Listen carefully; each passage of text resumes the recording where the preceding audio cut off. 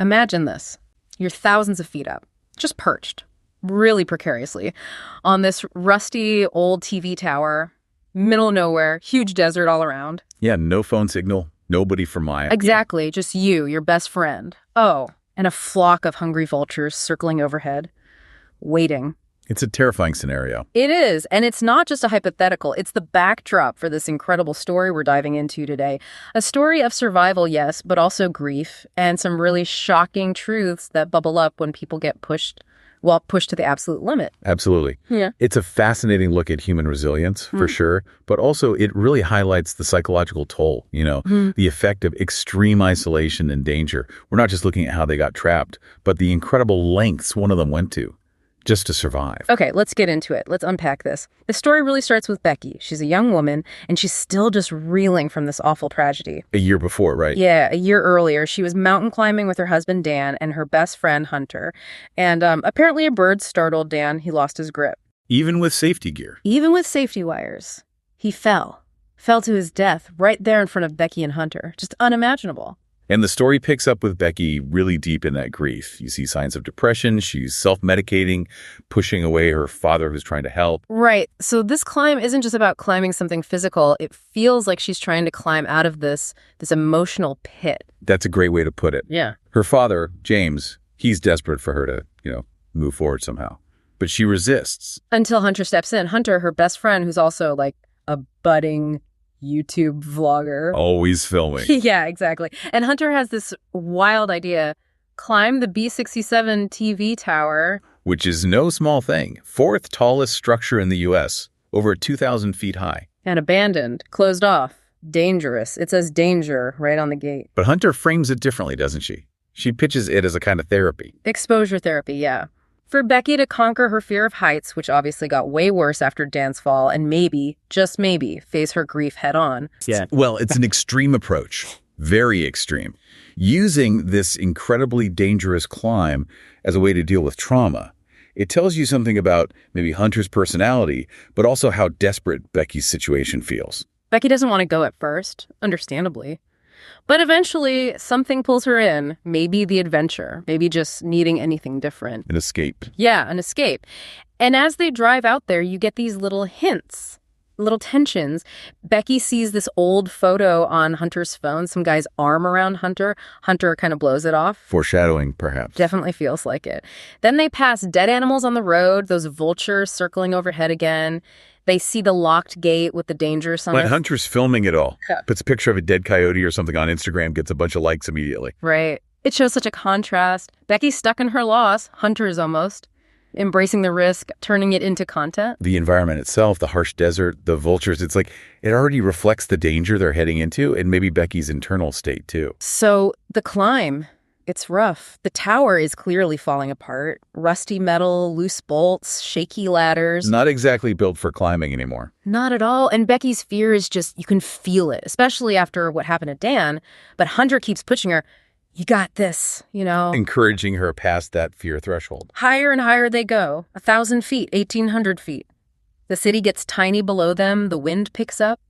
It sounds terrifying. It really does. And they make it. They actually reach the tiny platform at the very top. 2,000 feet up. And Hunter, of course, wants vlog footage. She talks Becky into doing this crazy stunt, hanging off the edge with one hand while Hunter takes a selfie. Oh, wow. After everything. Becky does it. Against her better judgment, she does it. Then she scatters Dan's ashes up there. It's this really intense moment. It feels like a victory, doesn't it? Like they beat the fear. Yeah. But that kind of risk-taking, it's like tempting fate almost. It definitely foreshadows what's coming. And scattering the ashes there, it connects that original trauma directly to this new, shared, dangerous experience. Yeah. It's meant to be cathartic, but... But the catharsis is short-lived, because this is where everything goes horribly wrong. They're getting ready to climb down. Becky steps onto a ladder rung, and it just snaps. Oh, no. She falls, plunges down, but Hunter manages to grab her, saves her life. But when they look down, the whole ladder section they just climbed, it's gone, ripped away from the tower. Just gone. Gone. They are stuck 2,000 feet in the air, no way down. Wow. Okay. The shift there is instantaneous. From adventure, maybe even a feeling of accomplishment to absolute crisis. Total crisis. And their phones, no signal that high up. And there were only food and water it fell during the chaos, landed on a lower satellite dish thingy way out of reach. So the escape route vanishes, literally. Yeah. And their supplies are inaccessible. The isolation just becomes absolute. Yeah. What does that do to someone psychologically? That sudden, complete loss of control. It must be devastating. They do find an emergency box up there. Hope for a second. What's inside? Binoculars? And a flare gun. Okay, flare gun could be useful eventually. Right. Binoculars, less so immediately. Right, especially in broad daylight with nobody around for miles. So they start trying desperate things. Hunter writes a help message on her phone, ties it to a rope, lowers it down, hoping it catches a signal lower down. Does it work? Nope, no signal. Then they try putting a phone inside one of Hunter's shoes, wrap it in a sock for padding, and just drop it. Hoping it survives the fall and sends a message. Yeah. But it just smashes into pieces on the ground. 2,000 feet is a long way down. Each failed attempt must just ratchet up the desperation. It chips away at that hope, which is so crucial in these situations. They're fighting the environment, but also this crushing feeling of helplessness. Then they see someone down below near the base of the tower, a guy walking his dog. Finally, some hope. They scream, they wave. Becky even throws her shoes down, trying to get his attention. But he's just on his phone, doesn't even look up, walks away. Oh, that's brutal. To be seen, almost, but completely ignored. Brutal. Later, another sign of life. 2 guys show up in a car. Looks like they're just there to hang out, maybe party. Becky and Hunter decide to wait for nightfall, thinking the flare gun will definitely get their attention then. Makes sense. A flare at night would be unmissable. So darkness comes. Becky loads the flare gun, aims it carefully, fires it. A bright red streak across the night sky. The men down below see it. Yes. Okay. They see them. The men wave back. Becky and Hunter are screaming, waving, just flooded with relief. They watch through the binoculars, expecting rescue. Okay. And they watch as the men walk over to Hunter's car, get in, and just drive away. They stole her car. No, they stole the car. Stole the car and drove off, leaving them stranded. That is devastating isn't strong enough. It's not just hope being dashed, it's active malice almost, taking their only potential link back to civilization. That deepens the isolation, makes it feel like the world itself is hostile. Yeah, hostile is the word. And as if things couldn't possibly get any worse, right in the middle of this terror and despair, another bomb drops, an emotional one. What happens? Becky notices a tattoo on Hunter's ankle, or her foot. 143? 143. Yeah, and Becky knows that number. It was Dan's code. His private code with Becky for I love you. Oh no. She confronts Hunter, and Hunter confesses she had an affair with Dan for 6 months before he died. Wow. Up there. Trapped. That comes out. Right then, Hunter tries to soften it, says Dan loved Becky more, so she ended it. But for Becky, it's this catastrophic betrayal. Her best friend, her dead husband. How does someone even process that? You're fighting for your life, physically, and then this massive emotional blow hits you.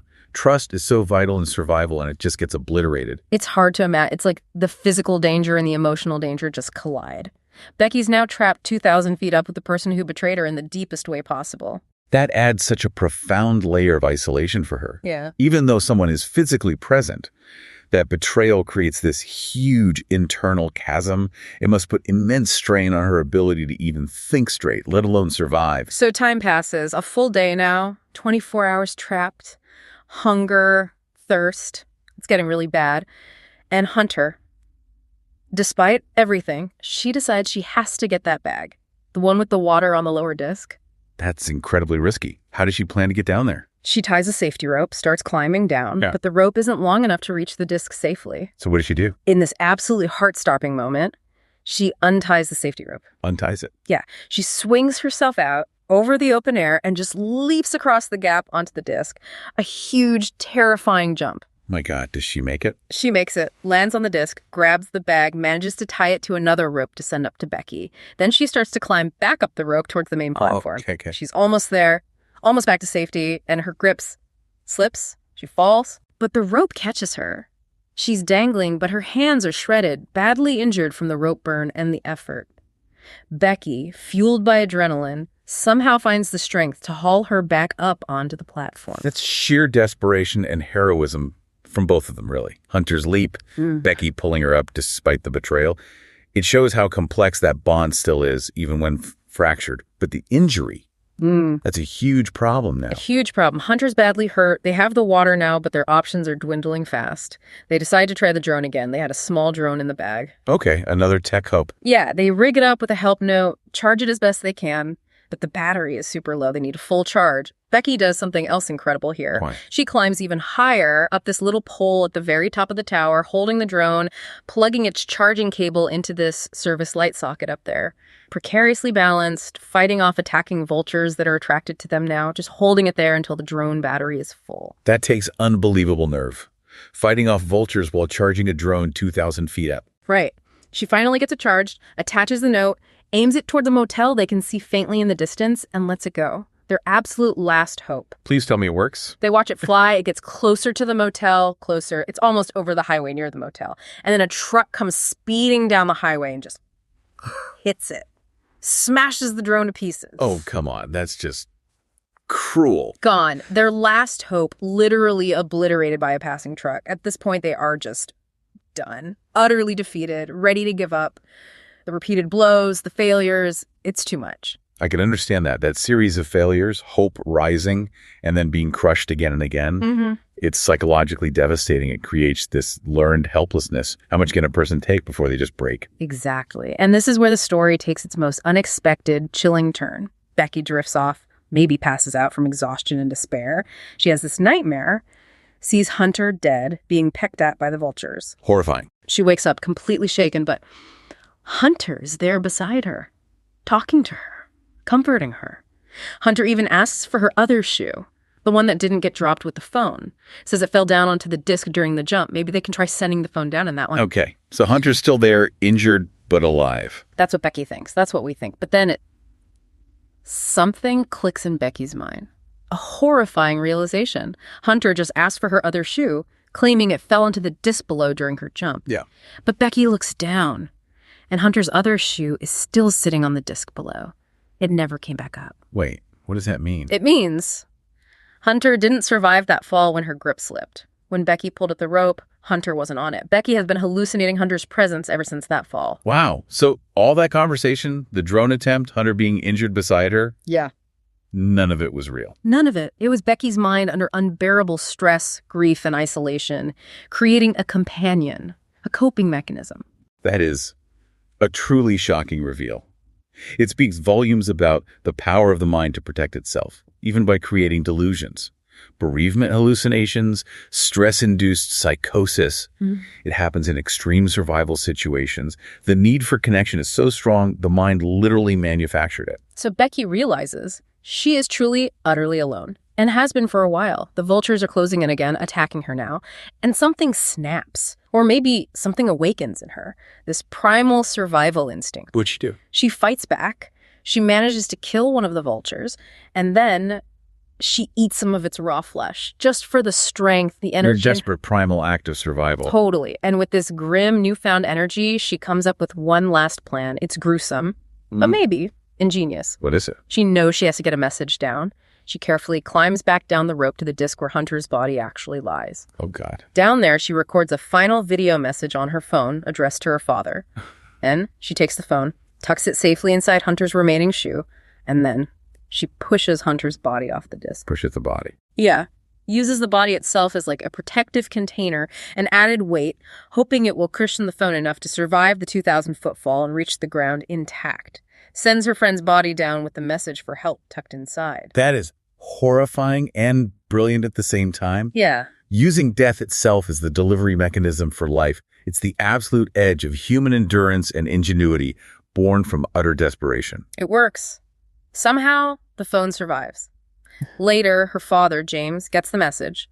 He races to the tower site with the police, emergency services. He must have been frantic. He arrives, sees paramedics covering a body near the base of the tower. He assumes the worst, that it's Becky, until he sees her, alive, stumbling towards him near a police car. Oh, wow. The relief in that moment. Must have been overwhelming, that tearful reunion, the nightmare finally over. She made it back, not just from the tower, but from the absolute depths of psychological trauma, too. That reunion signifies everything. Reconnecting with reality, with human contact, after being lost in a self-created world born of grief and isolation. It's the end of the physical ordeal, but also the end of that profound internal solitude.